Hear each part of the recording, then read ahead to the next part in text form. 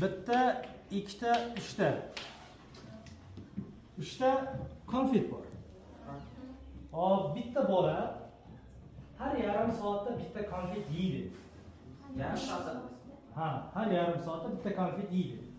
Uchta konfetni qancha vaqtda yeb bo'ladi? 1,5 soat. 1,5 soat. 1,5 soat. Yo'q. Yarim Yarim soat. Yo'q. Qanday qilib yarim soat? Yarimda yeydik. 90 minutda. 90 minutda bo'ladi. Yarim soatda yeysa 90 minutda. Yo'q. 1,5 soat. Qanday qilib 90? Yarim soatda 3 soat. 3 soat.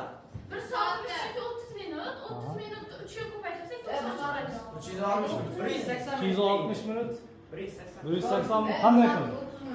180 minut. Yarim Bitta soat. konfetda yarim soat 1 soatni yeydi. Ha. 3ta konfetda demak 180 minut yeydi. Qanday yarim soat 30 minutlar-ku. Ashada mana 1 soatda yarim soat deyapti. 1 soat. O'yla, ha, o'ylasin. Bo'ldimi? 30 minut bitding bo'ldimi? Ustoz, bitta boshqacha tushuntirib Hop, 3ta konfet bor. Bitta o'quvchi bor. Bitta o'quvchi. Har yarim soatda bitta konfet yeydi. 3ta konfetni qancha vaqtda yeb bo'ladi? Ha? 120 minut. Qanday?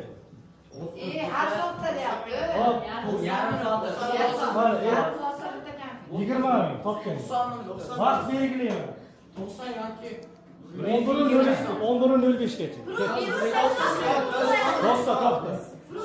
Qanday qilib? Chunki har bir soatda 60 minut bo'ladi. 60 ni 3 ga ko'paytirsak 180.